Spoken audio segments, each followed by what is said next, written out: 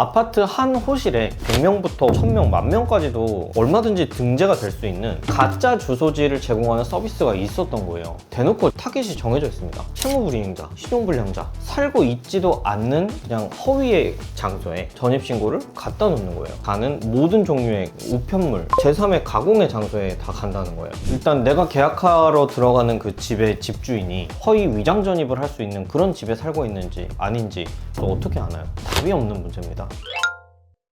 안녕하세요, 서초 변호사 하종원입니다. 저희 사무실에서 전세 사기 사건, 월세 사기 사건 수십 개 사건을 진행하고 있는데 이런 일이 있었다고 싶었던 사건이 있었어요. 공유 오피스 알고 계시죠? 비상주 오피스고 실제로 출퇴근하지 않고 사업자 등록 주소지만 걸쳐놓는 그런 서비스인데요. 아파트판으로 넘어왔습니다. 아파트 한 호실에 100명부터 1000명, 10,000명까지도 얼마든지 등재가 될 수 있는 이런 사업장의 구조를 불법 비상주 전입사업장이라고 정의합니다. 전세 사기꾼, 채무자, 그리고 범죄자, 이런 사람들에 대해서 가짜 주소지를 제공하는 서비스가 있었던 거예요. 주소지를 딴 데로 해놓으면 법원 소장이라든지 독촉장이라든지 다 날아갈 거 아니에요? 이건 불법적인 도피처를 제공하는 사업이거든요. 일단 내가 계약하러 들어가는 그 집의 집주인이 이렇게 100명, 1000명이 허위 위장 전입을 할 수 있는 그런 집에 살고 있는지 아닌지 어떻게 아나요? 모르잖아요. 그래서 이건 지금 답이 없는 문제입니다. 그렇기 때문에 중점적으로 한번 다뤄보도록 하겠습니다. 이런 불법 비상주 거주 서비스를 어떻게 알게 되냐면 통상적으로 늘 하고 있는 전세 사기 사건을 진행을 하고 있었어요. 집주인이 보증금을 돌려주지 못해서 집주인을 상대로 임대차 보증금 반환 판결을 받고, 그리고 판결을 가지고 법원에다가 강제 집행을 합니다. 강제 집행을 할 때 이제 집주인이 보유하고 있는 다른 부동산이 있는지, 어디 살고 있는지, 그래서 주민등록 초본상 주소지가 어딘지, 계좌, 신용정보, 어떤 재산을 통해서 판결로 이긴 그 금액을 내가 회수를 하느냐의 문제가 강제집행이라는 건데, 그래서 강제집행을 할 때 일단 채무자 집 주소를 가장 먼저 봐요. 가장 손쉽게 고려할 수 있는 게 채무자가 살고 있는 집의 임차 보증금입니다. 채무자라 하면 여기서 집주인이죠. 집 주소를 이제 보니까 원래 살고 있던 집에서 이제 지방으로 이사를 갔어요. 이사를 간 그 주소지에 보니까 아파트예요. 자, 아파트면 그래도 뭐 전세 또는 뭐 반전세, 월세, 보증금이 그래도 몇 천만 원이라도 있을 거 아니에요. 이제 임차 보증금 압류를 하게 되면 통지서가 채무자한테 가는 게 아니에요. 채무자가 살고 있는 집의 집주인한테 편지가 갑니다. 법원에서 자, 당신 여기에 누구 살고 있는데 이 사람한테 돌려줄 보증금 얼마예요? 이렇게 법원에서 물어봐요. 그 과정에서 회신이 왔습니다. 자기가 빌려준 사람은 이 채무자가 아니고 어떤 회사다. 뭐지?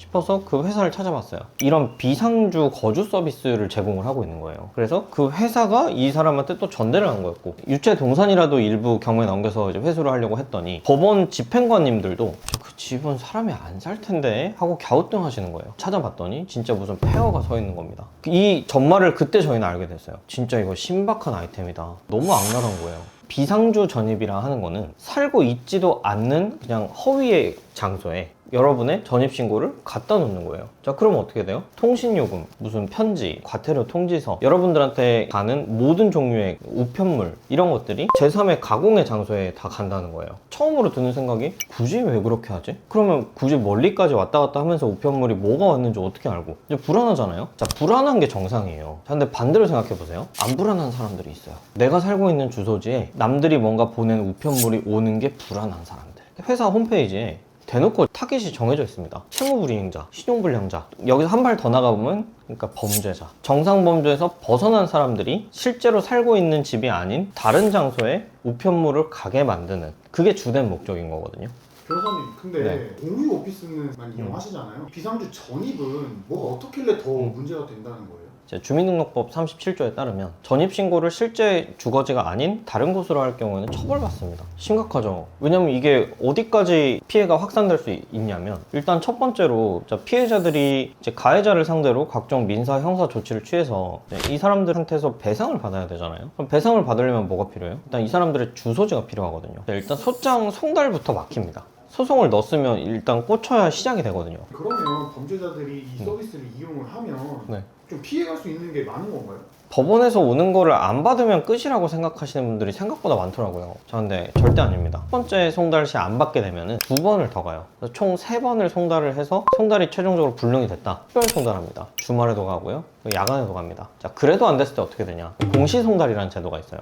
송달한 걸로 친다라는 겁니다. 지금 상대방이 나한테 뭐라고 청구를 했는지도 모르는 상황에서 받았다 치는 거예요. 그럼 반박할 기회도 없이 내가 1억 빚졌는데 10억 빚졌다 하고 이론적으로는 판결이 나올 수 있어요. 안 받는 게 장땡은 절대 아니다. 자, 그리고 두 번째로 우리나라 주민등록 전입 제도가 왜 있습니까? 일단 인구조사의 뭐 통계학적인 필요성뿐만 아니라 실제로 그 집에 누군가 살고 있고 그 누군가 살고 있다는 사실을 기반으로 나라의 정책이 결정이 되고, 그리고 복지 서비스나 이런 나라가 돌아가는 시스템의 일부입니다. 전입신고라는 제도는. 자, 그런데 그 전입신고 제도 자체를 왜곡시켜 버리는 거예요. 한두 명한테 제공하는 거면 사업이 아니잖아요. 이거는 진짜 수십 명, 수백 명, 수천 명을 대상으로 이미 이용하고 있는 사람들이 몇 명인지도 모릅니다. 그렇기 때문에 이런 것들은 주민등록 전입제도의 근간을 흔드는, 그러니까 나라의 시스템을 마비시키고 이제 방해하는 그런 서비스입니다. 자, 그리고 세 번째로 이런 서비스에 지금 심각한 문제점이 있어요. 아까 앞서서 말씀드린 것처럼 이 서비스를 이용하는 타겟이 누구예요? 전세 사기꾼, 범죄자, 신용불량자.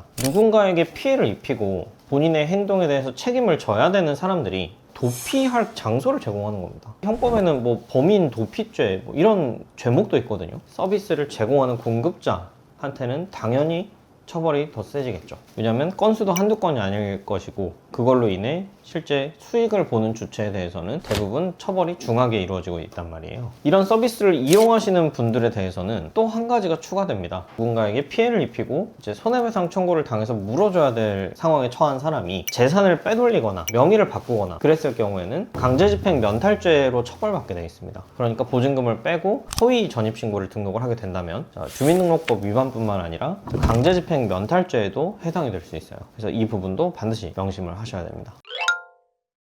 자, 그래서 이런 불법 비상주 거주 서비스는 사용자, 공급자, 그 사용자로부터 피해를 본 피해자 모두에게 피해만 끼치는 그런 서비스인 겁니다. 심지어 공급하는 공급자 본인 스스로를 파멸시킬 수 있는 그런 심각한 서비스라는 거 반드시 인지해 주셨으면 좋겠습니다. 앞으로도 이런 실제 사건을 기반으로 아직 알려지지 않은 신종 사기 수법들, 각종 꼼수들을 낱낱이 공개를 해드리고 여러분들께서 혹시라도 범행 피해라든지 사기 피해라든지 사전에 예방할 수 있도록 유익한 정보 알려드리도록 하겠습니다.